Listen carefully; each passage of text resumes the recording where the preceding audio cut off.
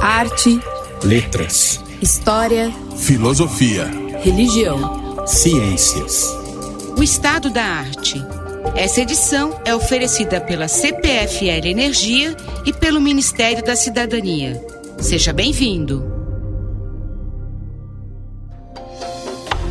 Olá. Há quem diga que o Mahabharata é o maior poema do mundo. Em certo sentido, isso é indisputável. É o mais longo. O conflito épico entre os clãs irmãos Pandava e Kurava é 7 vezes maior que a Ilíada e a Odisseia juntas. E no clímax de décadas de confronto, no campo da batalha decisiva, surge aquela que muitos consideram a mais preciosa joia da Índia para o mundo, a Canção de Deus, Bhagavad Gita.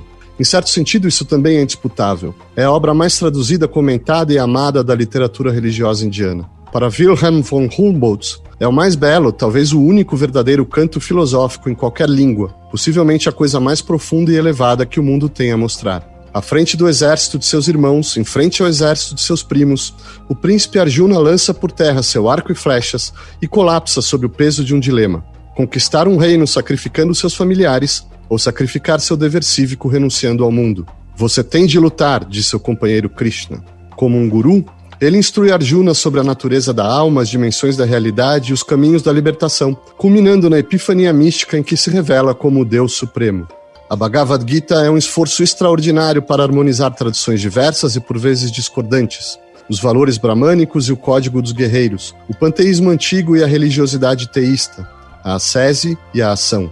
Não à toa, a Gita já foi chamada o Novo Testamento hindu e Krishna, o Cristo indiano. O Deus da Bhagavad Gita é certamente próximo a Yahvé, criador do mundo e senhor da história. O poema é rico em paradoxos éticos e metafísicos que refletem as ambivalências da vida, mas, como no Evangelho, a mensagem final é cristalina. Refugie-se em mim, eu o libertarei de todos os males. Não tema, diz Deus.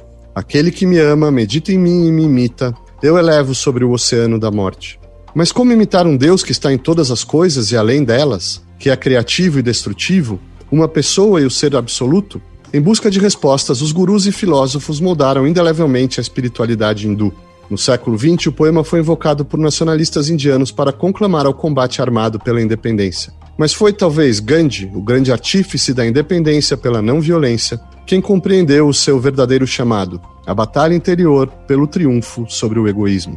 Para discutir a Bhagavad Gita, recebemos, à distância, Dilip Londo, professor de Ciência da Religião da Universidade Federal de Juiz de Fora e autor de Uma Introdução ao Hinduísmo, Lúcio Valera, doutor em Ciência da Religião pela Universidade Federal de Juiz de Fora e autor de Introdução ao Sânscrito, e Rubens Turci, doutor em Estudos Religiosos pela Macaster University e autor de Shraddha in the Bhagavad Gita.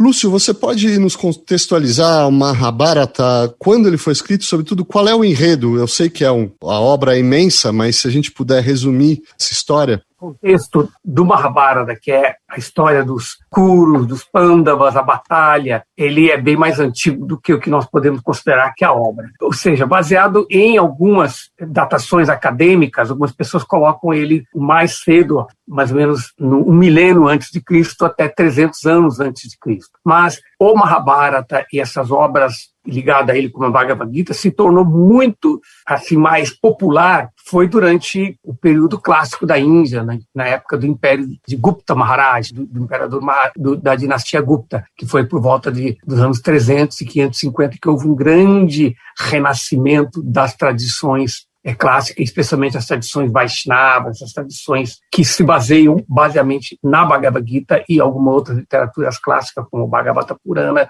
Mahabharata, etc. Então, agora, quanto à datação do que aconteceu no enredo, aí é uma coisa bem mais polêmica, né?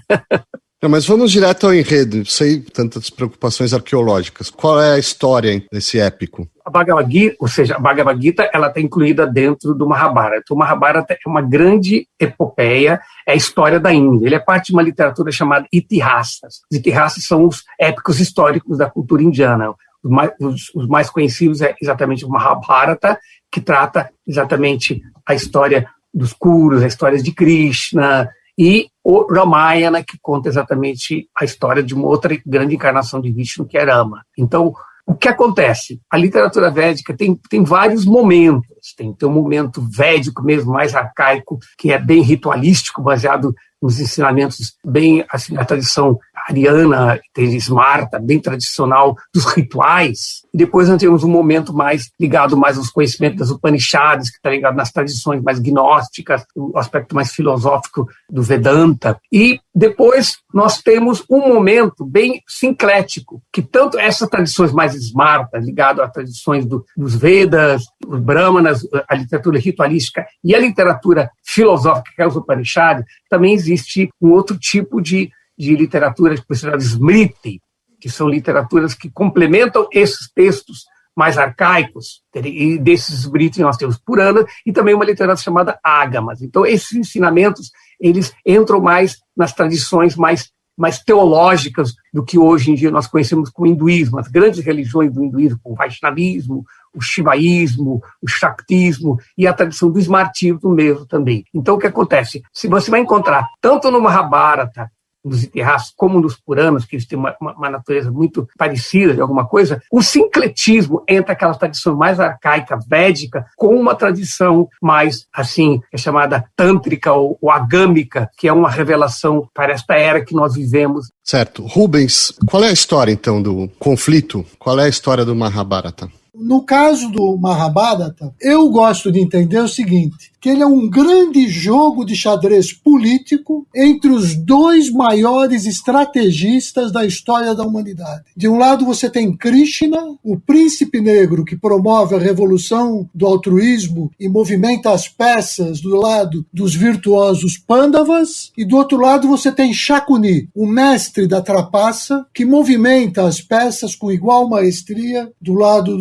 dos Kauravas, né? Então, no capítulo do Mahabharata, que a gente chama de Gita, Krishna transmite a Arjuna essa arte e ciência da meditação, bem como a estratégia e a tática da arte psicopolítica de um certo fundo altruísta, né, que representa lá no texto, a gente representa isso, por uma certa precedência dos anseios superiores do espírito, do coração, com relação àqueles de natureza passional e inferior, que caracterizam a mente emocional. Né? No Mahabharata, Krishna, ele é o embaixador da paz, ao longo de todo o texto, né? Ele segue as 4 vias sugeridas pela tática diplomática presente no Código de Banu: conciliação, persuasão, oferecimento de compensações e, finalmente, ameaça de punição. E o desenrolar da guerra só se dá porque as pessoas não chegam a um acordo com relação ao conselho do Senhor Krishna. Então, é esse o contexto. Vai existir, na verdade, 2 famílias em disputa por poder político, e, na verdade, o Senhor Krishna vê aí uma oportunidade para restaurar um Dharma que estava em crise e que necessita ser revisitado. É por isso que se diz que Krishna se inaugura com essa tradição dos avatares, né? Ele é aquele que desce exatamente para restaurar o Sanatana Dharma, ou seja, o antigo e eterno Dharma. Né? E a Bhagavad Gita é exatamente essa reflexão crítica que inaugura uma filosofia moral fundada nos valores do coração, que eu acho que é assim que eu posso resumir em poucas linhas o Mahabharata. Lembrando que logo depois do episódio da Gita, os 4 principais capítulos vão tratar das mortes ritualísticas dos grandes generais de guerra, Bhishma, Drona, Karna, Salya, né? E é só depois disso que a gente vai discutir de fato as questões da paz. Vem o livro da paz, o livro das instruções. E assim a gente já caminha lá para o final. Tem um texto interessantíssimo que eu queria ter a oportunidade de falar aqui mais tarde, que é a Anugita, que esse texto dialoga com a Gita. Eu só compreendo a Gita se eu compreendo a função e relevância da Anugita dentro do Mahabharata. Vamos voltar a isso, mas para entrarmos então na Gita Dilip Londo, no momento culminante do confronto entre as 2 famílias, na hora da batalha, então o príncipe Arjuna se recusa a lutar. Krishna está ali como o guia, né, do carro dele, servindo ali como guia.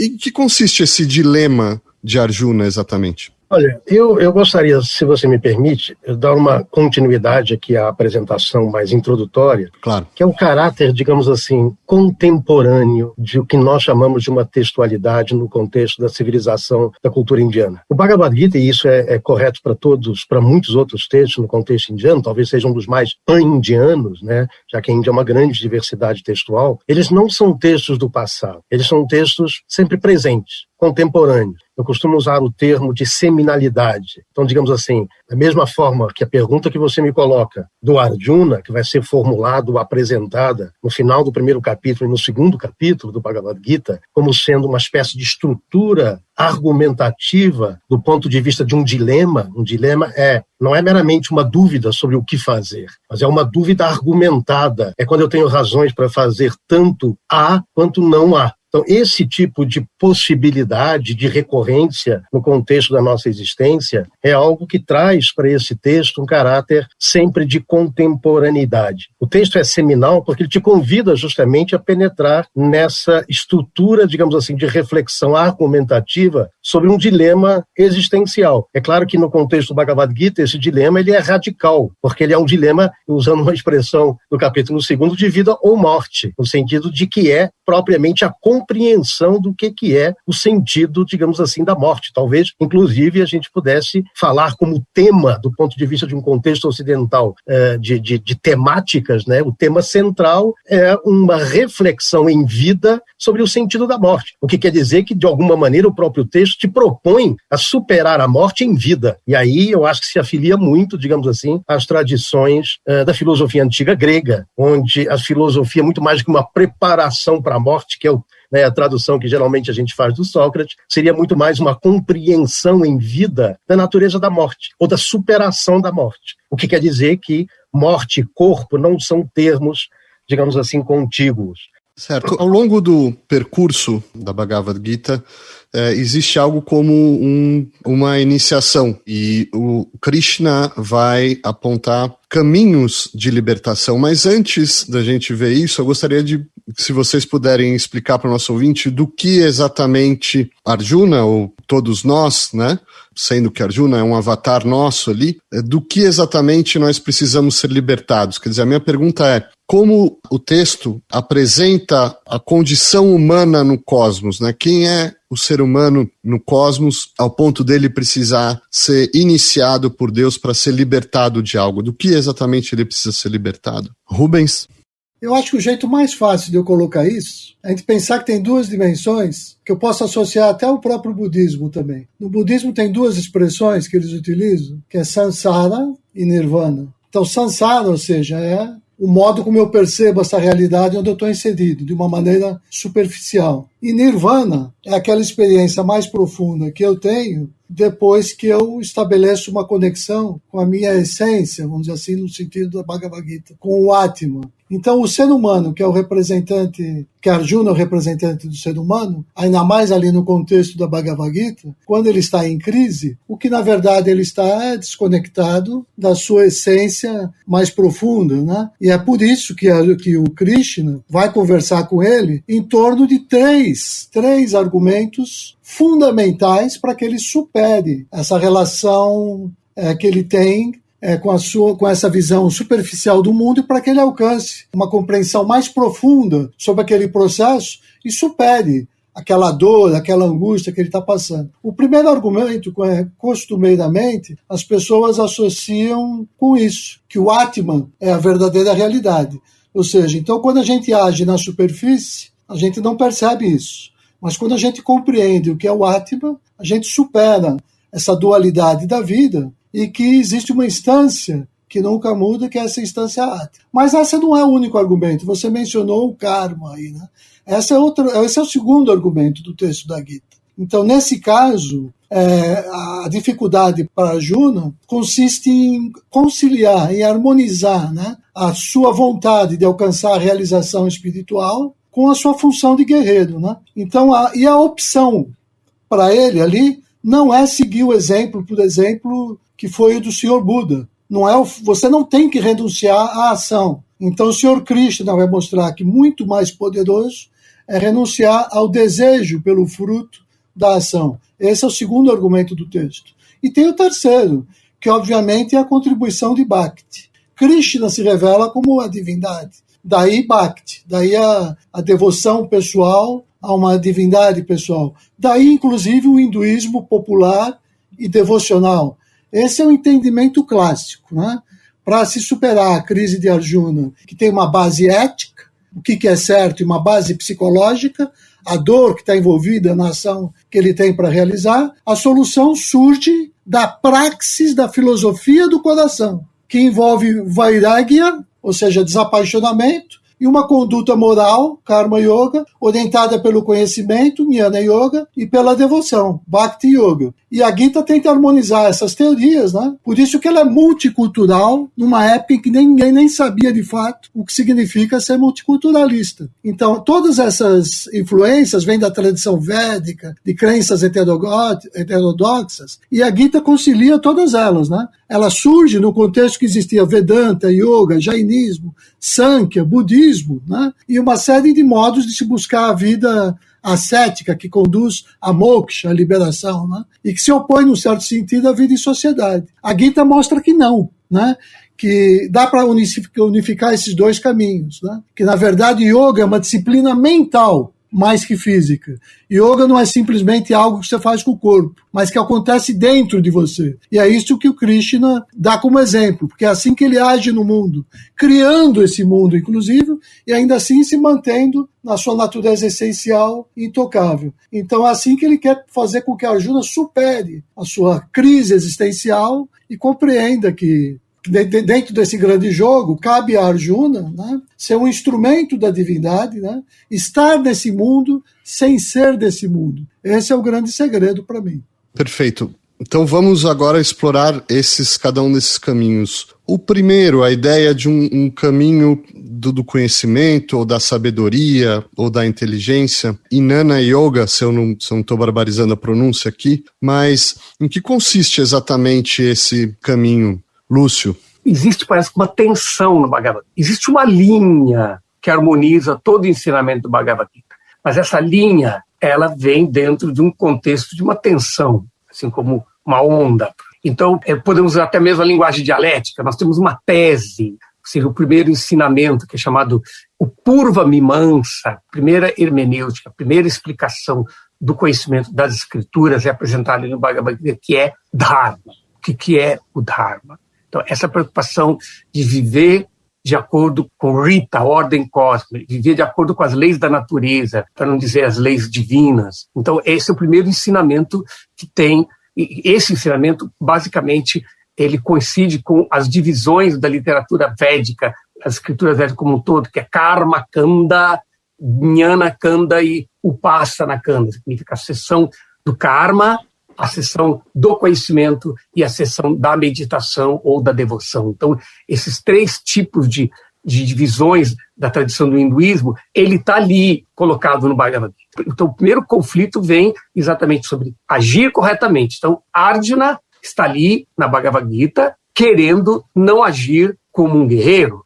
Então, Krishna, antes de dar o conhecimento espiritual, entende? Na verdade, ele dá o conhecimento espiritual, mas para poder reassegurar esse conhecimento. Para você ter conhecimento espiritual, você tem que viver no Dharma. O primeiro ensinamento é: você tem que viver neste mundo em harmonia com sua natureza, sua Dharma, sua natureza. Então, a Arjuna é colocada dessa forma.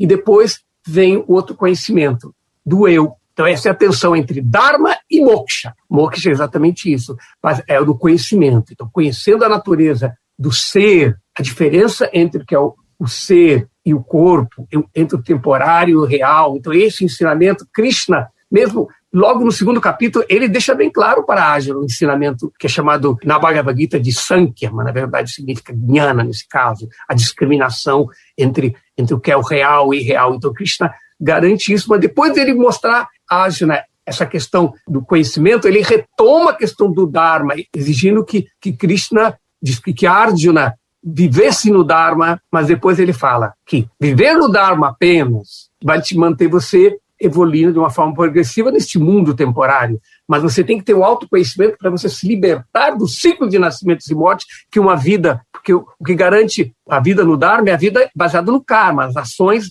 têm reações, vidas piedosas, atividades piedosas, impiedosas. Então, dessa forma, esse conhecimento te prende. Aí Krishna dá o conhecimento. E por isso que logo no terceiro capítulo, Krishna confunde a Arjuna. Ele fala, você falou que tenho que agir, agora você está falando que eu tenho que renunciar. Então começa esse conflito entre karma e dharma. E, eventualmente, em toda a Bhagavad Gita, chega numa síntese, que vem com uma palavra chamada Karma Yoga, que apesar de tal nome karma, não é apenas as atividades do mundo, mas é quando você começa a fazer uma síntese. Aquelas ações temporárias que têm que ser transcendidas para a libertação, para que isso não fique algo meramente só pessimista, negar o mundo, tem que ser conciliado. Agir no mundo com consciência espiritual. Aí a questão de agir com o desapego, né, que é chamado Niskama Karma, ação. Então aí já começa o que é chamado o germe, que vai se desenvolver em Bhakti, em devoção. Agir com devoção, dedicando. Então, é como se o Bhagavad Gita tivesse 3 andares.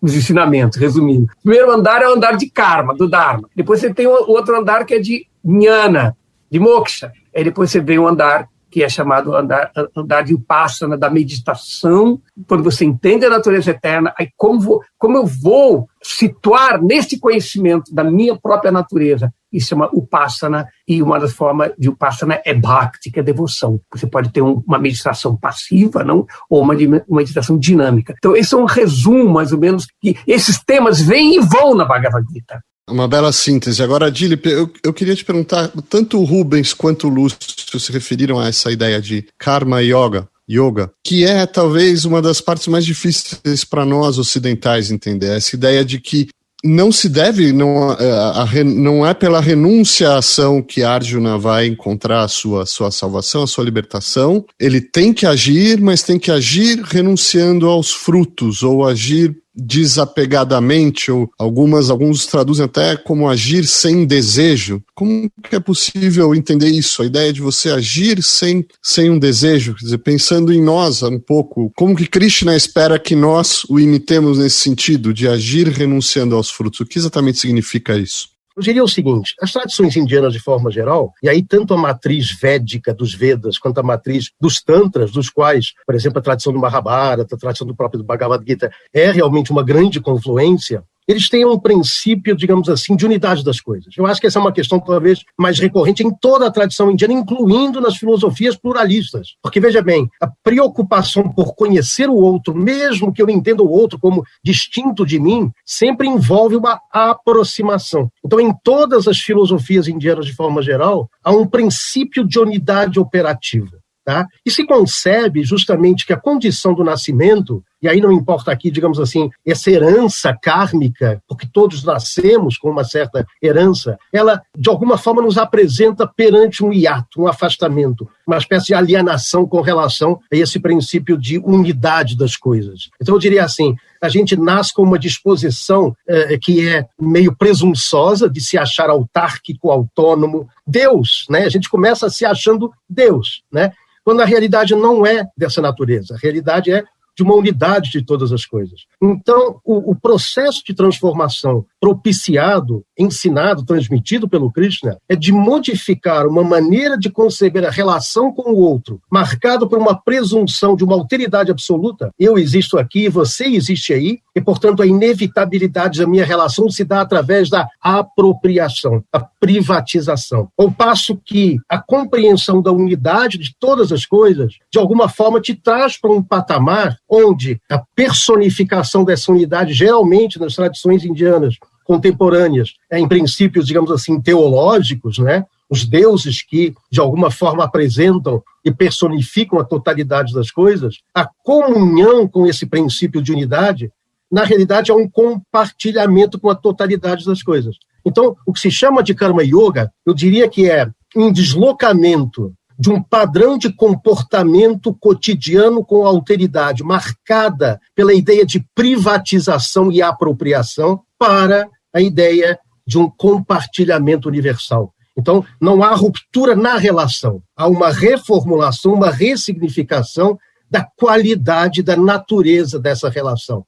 eu posso sim me relacionar com a alteridade, né, entendendo ela como constitutiva da minha existência, e não como, digamos assim, uma realidade completamente distinta que está aí para ser apropriada e privatizada. Então eu chamaria de que a mensagem do Karma Yoga é de desprivatizar as relações, inculcando a ideia de unidade de todas as coisas, simbolizada e personificada pelo Krishna. Então você tem um elemento de devoção, porque sem essa ideia de unidade, digamos assim, sugerida por um Deus, por algo que transcende o ego, ela é fundamental. Você tem a ideia de conhecimento, que é passada a presunção de uma autarquia para a ideia de que você, na realidade, pertence, né, a um princípio maior que constitui todas as demais coisas, e do ponto de vista da ação, essa ressignificação da relação, desprivatizar a relação com a alteridade. Rubens, em que sentido, eu dizia até na introdução que, e vocês deixaram claro aqui em vários momentos, que existe um esforço consciente de síntese de diversas tradições, né, e de um esforço sintético e sincrético. Eu queria ouvir um pouco de vocês, em que sentido a Gita é bem sucedida nessa síntese, né, em que sentido as várias tradições convergem nessa obra, mas também em que sentido ela as inova, né? Quer dizer, qual seria a novidade da Gita além de reunir essas diversas tendências que estavam ali em jogo? Eu acho que para te responder isso, eu vou fazer em 3 partes. Quero falar um pouquinho ainda sobre o desejo, que o Dilip e o Lúcio já tocaram, depois falar um pouquinho de Bhakti, e finalmente falar da novidade, né? Com relação ao desejo, eu acho que a gente tem que ter muito claro que o desejo nunca pode ser totalmente erradicado de si mesmo. Acho que qualquer filósofo no Ocidente tem consciência disso, né? Você vai estudar Marcuse e outros, a gente já sabe disso. Então, a ausência de desejo, ou niskama, é o que se exige das nossas ações sob o ponto de vista do nosso interesse de lucrar com o resultado, né? Nós temos que agir em função do bem envolvido na ação e não por qualquer motivo particular. Acho que o Tilak é um bom representante dessa tradição, né? Esse estudioso da Gita do século XX, ele tenta conciliar exatamente isso, o ativismo da doutrina védica, que o Lúcio colocou bem, com esse quietismo das Upanishads. E Nishkama Karma é exatamente a palavra que funciona como essa ponte, né? A ação isenta de desejo, ou seja, de interesse pessoal, né? Então, Nishkama Karma, na verdade, representa a ação altruísta. Então, sem desejo, nesse sentido, sem expectativa de frutos ou de resultados, né? Agora, dito isso, eu queria fazer só um pequeno comentário com relação a Bhakti, e aqui eu tenho a impressão que o meu ponto de vista é um pouco diferente, tanto do ponto de vista do Lúcio como do Dilip, eles vão poder elaborar depois, né? É claro, Bhakti, nesse sentido, a palavra devoção é uma palavra interessante, rica, mas quando a gente fala em Bhakti, a gente lembra de uma expressão que é essa mais comum. E para falar dela, eu quero dar um exemplo, né? Tem uma passagem no Ramayana em que Rama, com um olhar bem arteiro, ele pergunta para o Hanuman: você é um homem ou um macaco? Essa é a pergunta que o Hanuman faz. Com as mãos unidas e cheio de reverência, o Hanuman responde: Senhor, quando eu não sei quem sou, eu me devoto a ti. Quando eu sei quem sou, eu e você somos um. Então, para discutir a relevância relativa de Bhakti, a gente pode discutir em relação a esses 2 estados do ser. Quando eu não sei quem sou e quando eu sei quem sou. Para considerar essa primeira expressão, quando não sei quem sou, vamos pensar nesses pares. Bhakti no hinduísmo versus a devoção no cristianismo.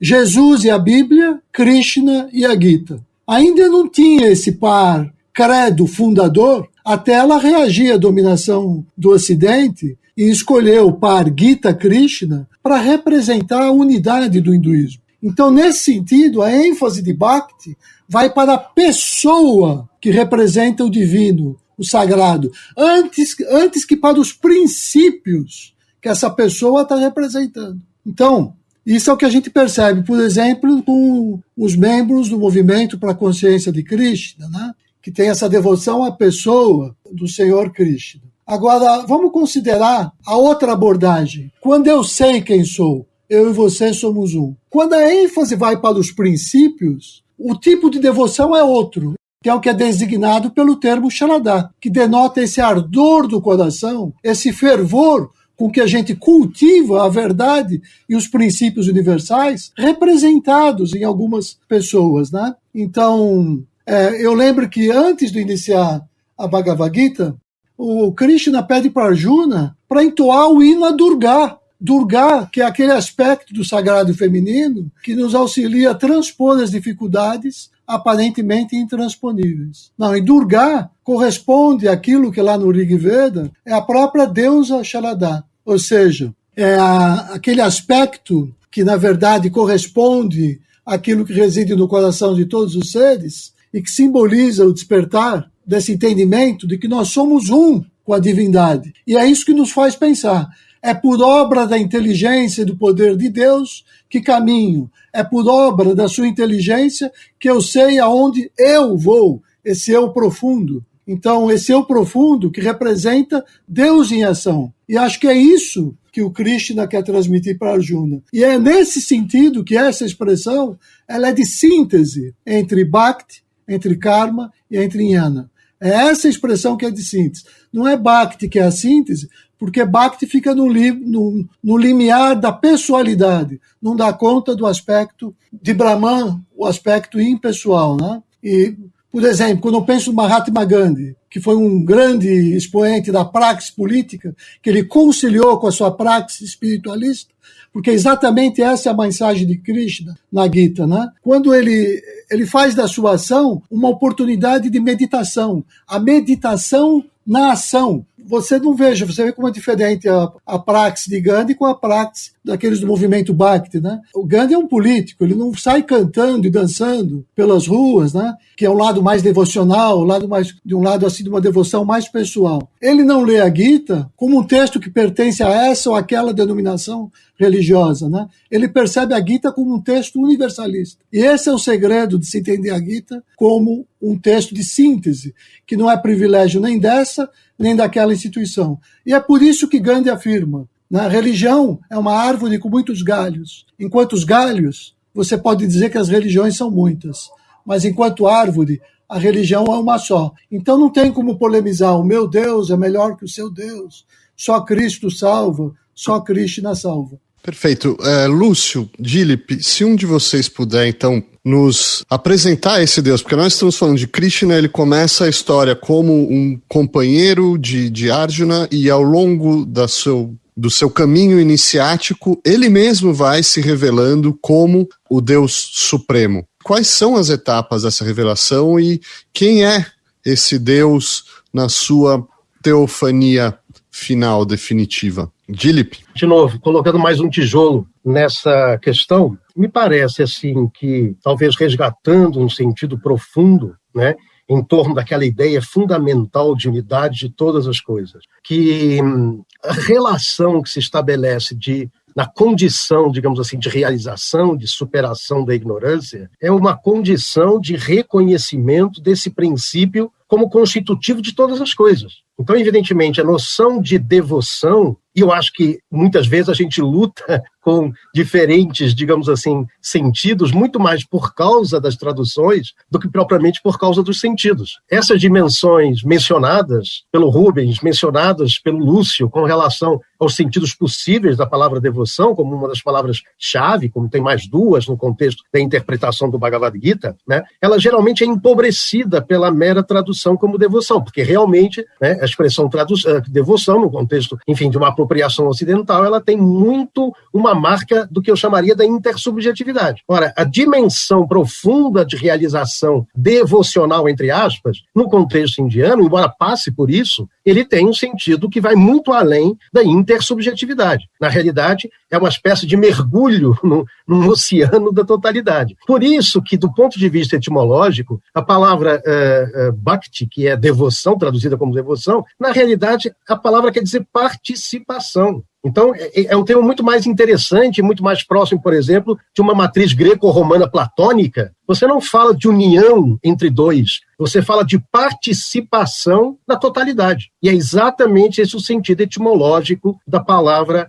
bhakti, quer dizer participar nesse princípio de totalidade. E é isso que quer dizer também a correlação entre o desejo e a superação do desejo. E às vezes eu me parece que um ceticismo com relação à possibilidade de superar o desejo é ainda um resquício de um certo individualismo que se sente prejudicado. Ora, o que nós estamos dizendo na tradição indiana é que superar o desejo não é superar nada que seja real. Na realidade, superar desejo é superar concepções fantasiosas sobre as coisas. Os desejos subjetivamente determinados são irrealizáveis. Então, superar os desejos é superar erros e não superar coisas. E, portanto, é, na realidade, abraçar todas as coisas. Então, quer dizer, por que na tradição indiana isso não é apenas um ideal? É um ideal factível, digamos assim, a superação dos desejos. Porque a superação dos desejos é em prol da realização do desejo maior da existência, que é esse compartilhamento na totalidade. Lúcio, posso voltar à ação, ao campo de batalha? Como termina essa história? O Arjuna, ele combate efetivamente? Ele vai à luta ou não? Qual é o desenlace, de novo de forma sintética, do Mahabharata e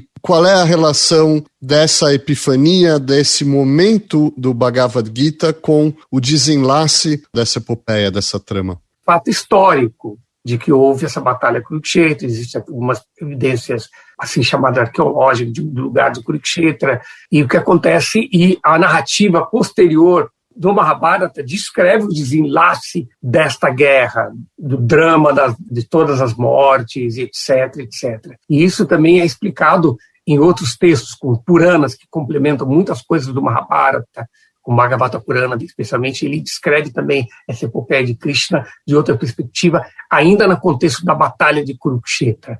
Então, esta batalha, ela tem o seu sentido, assim, simbólico da luta interior, mas também é um fato histórico. Um sentido da batalha não elimina o outro. E essa é uma coisa bem típica, exatamente, do pensamento védico, do pensamento hindu, de que ele não é excludente, mas ele é includente. Então, significa que a Batalha de Kurukshetra, ela tem esse contexto. Assim como eu estava complementando isso que foi falado sobre a questão de Bhakti. Bhakti, existem vários tipos, existem principalmente 2 tipos de Bhakti. Porque a realidade que Krishna representa no Bhagavad Gita é uma realidade não apenas impessoal ou pessoal. Não existe esse conflito. Ou seja, ele é simultaneamente Achintya Beda Beda, ele é pessoal e impessoal. Então, por isso, dentro da tradição indiana, você vê, tem o grande momento histórico que aconteceu da Idade Média para cá, que foi o grande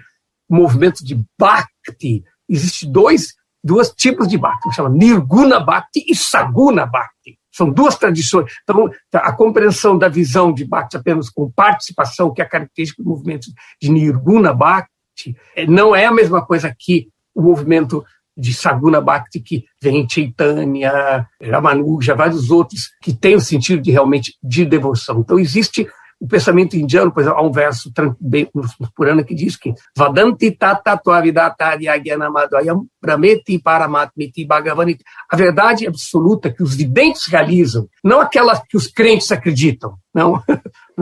Os videntes, os yogis que tiveram a sua visão de samadhi, pudessem entender essa realidade, ele descreve que ela é advaya, ela é não dual, ela é uma só, mas mesmo assim ela é descrita às vezes como Brahman impessoal, outras vezes como localizado no coração de todos, como o princípio da consciência e tudo, ou como uma pessoa transcendental. Então, essa questão das multi-explicações, maneiras de ver, talvez gere essas diferentes, a pluralidade que é o hinduísmo, não?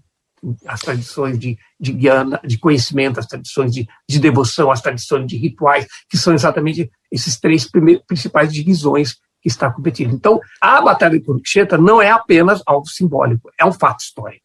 E Dilip, como Marcelo, você me permite uma complementação? Claro, por favor. O Lúcio falou uma coisa muito importante, que é justamente a não incompatibilidade entre esses 2 níveis, digamos assim.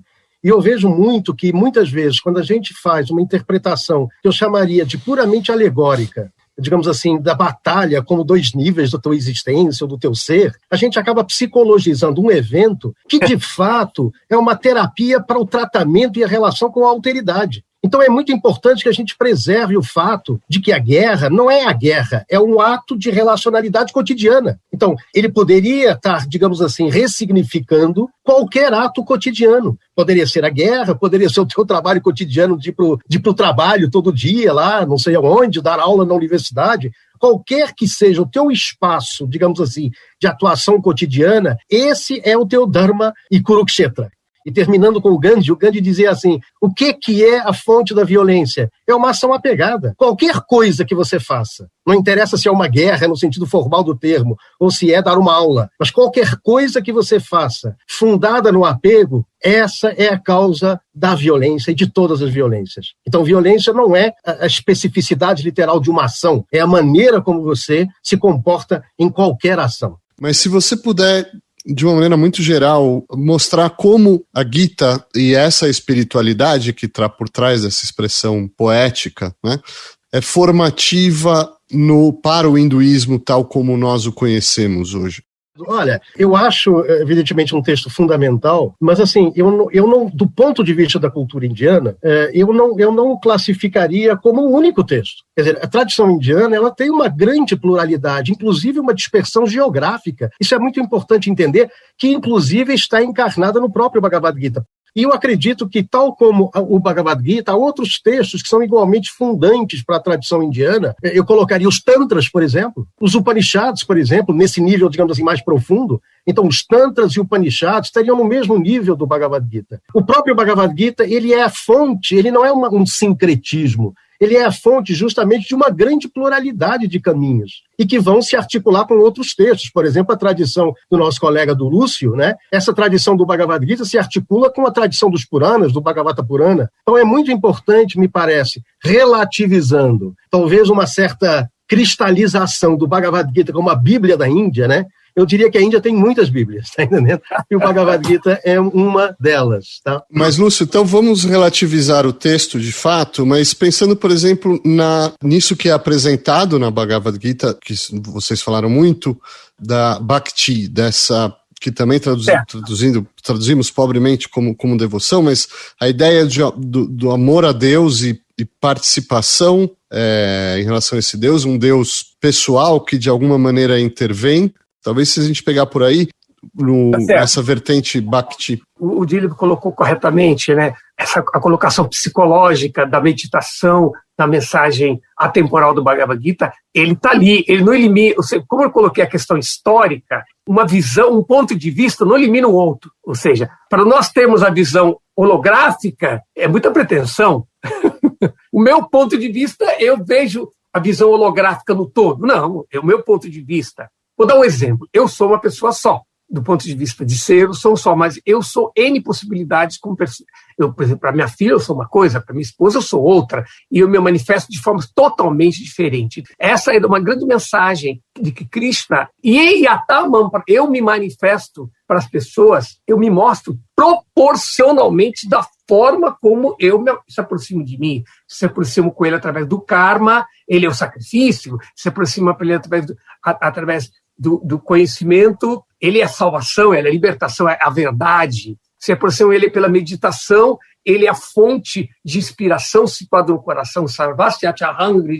Então, existem várias abordagens. Agora, se você se aproxima dele como uma pessoa, de uma coisa que lembra um pouco as tradições monoteístas do Ocidente, semita, cristianismo, judaísmo, mas não é a mesma coisa, não é um monoteísmo, é mais um monoteísmo enoteísta, é um conceito de que Deus é ele é impessoal e pessoal ao mesmo tempo. Então ele tem, inclusive é interessante ver que um grande teólogo, um grande estudioso, um dos primeiros fenomenólogos da religião, sem utilizar isso, é Rudolf Otto, que foi um grande teólogo luterano. Ele escreveu um livro muito famoso, Sagrado. Ele tem uma outra obra, quase ninguém conhece, que é A Religião da Graça na Índia. Então, lá ele encontrou a tradição de Bhakti.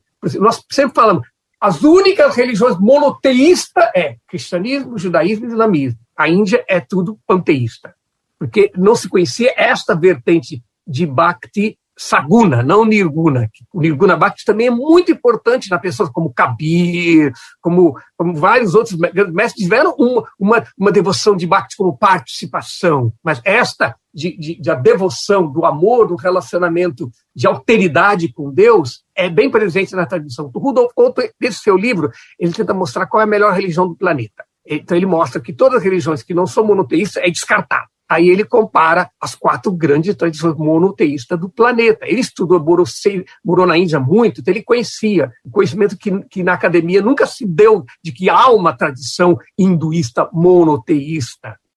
Então Rudolf Otto, ele chega um momento que ele descarta todas, inclusive, mas porque eu citei ele, porque ele identificou que existia uma tradição, há essa tradição, é parte da pluralidade que é a cultura védica. E o Deep colocou muito bem, a Bhagavad Gita, ela tem esse lado universal, que todos os caminhos de karma, kanda, de jnana, kanda, Krishna trata sobre todos eles. Então, essa é a pluralidade, é a riqueza. E a Bhagavad Gita, ela está ali dependendo da maneira como se interpreta. Geralmente, os devotos, os bhaktas, que é chamado... Porque bhakti existe também na tradição de karma.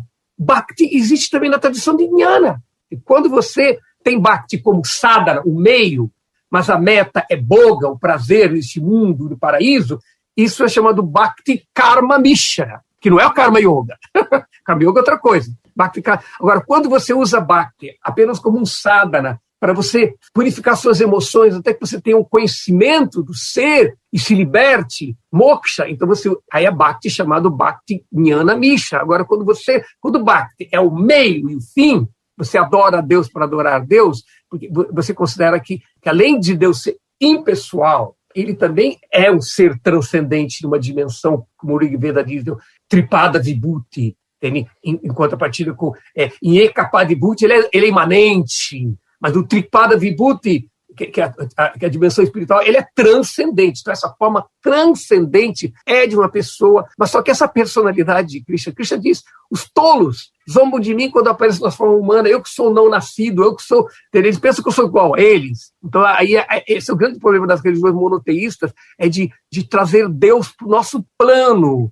Não é que o homem é a imagem e semelhança de Deus. Deus é a imagem e semelhança do homem. Esse é o problema que a tradição de Bhakti, de Chaitanya, não faz.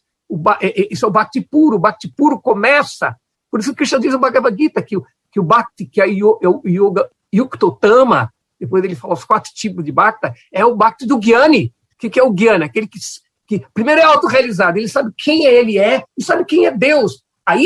Isso é o Bhakti puro. Mas, infelizmente, muitos seguidores de Bhakti não entendem isso. Eles ficam no Bhakti Karma, que cai na fé. Essa é a diferença entre o crente e o místico. O Bhakti puro é um estado de libertação, entende? E são poucos, não é um caminho de místicos. Em poucos segundos, Marcelo, só para complementar uma coisa importante. Eu diria que a maioria, eu estou constatando um fato, até pela minha pertença, que a maioria das religiosidades contemporâneas na Índia são monoteístas. E aí eu vou adicionar 2 termos importantes. Eu costumo dizer, justamente para dar essa variabilidade do pensar monoteísta, que é a palavra monismo mesmo. Então parece aparentemente contraditório um monoteísmo monista. E uma outra palavra que a gente está usando, Lúcio, talvez mais do que enoteísmo, é panenteísmo. Panenteísmo, então, exato. Ou seja... Panenteísmo é justamente esse princípio de unidade das coisas, dos quais as coisas, na sua pluralidade, são reais e participam dessa unidade. Quer dizer, elas não têm autonomia, mas, ao mesmo tempo, elas têm uma certa distintibilidade, elas não são todas as mesmas coisas, né? Então, isso seria um monoteísmo panenteísta. Rubens, curtíssimo tempo, se você puder pensar alguma coisa, você falou do Ocidente, pelo que eu entendo, a Bhagavad Gita é traduzida no final do século XVIII em inglês e a partir daí vai fazer carreira no Ocidente, inclusive o próprio Gandhi vai conhecê-lo quando estudante na Inglaterra, né, curiosamente. Mas se você quiser pensar aí algum aspecto dessa carreira da canção na cultura ocidental. Para pensar, eu preciso retomar um pouquinho da fala do Dilip, do Lúcio, porque, obviamente, quando o texto é apropriado pelo Ocidente, ele é apropriado pelas nossas categorias. E ele se afasta um pouco, se desliga um pouco dessa relação hinduísta, vamos dizer assim, né? Então, por exemplo, quando o ocidental estuda a Índia, ele identifica 4 categorias de textos sagrados, né? Que são o Shruti, ou seja, aquilo que foi ouvido, que vem pela transmissão oral, né? Compõe os 4 Vedas. O que eles chamam de Smriti, ou seja, memória, o que é lembrado, que é o que compõe o Mahabharata e o Ramayana, os Puranas, os Ágamas, Sutra, ou seja, a escritura canônica, a coleção de aforismos curtos, e Shastra. Em geral, quando eu falo escritura sagrada, eu penso nessas 4 categorias. No caso aqui, a gente está falando da Gita, e em especial no Ocidente, a Gita, e não esses outros textos, a Gita no contexto do Mahabharata, e não em outro contexto, né? Porque ela é considerada desse lugar distintivo e único, que a Gita é um canto, ela não tem preceito, regra, manual, ela é um poema que nos encanta. É igual uma coisa que te emociona.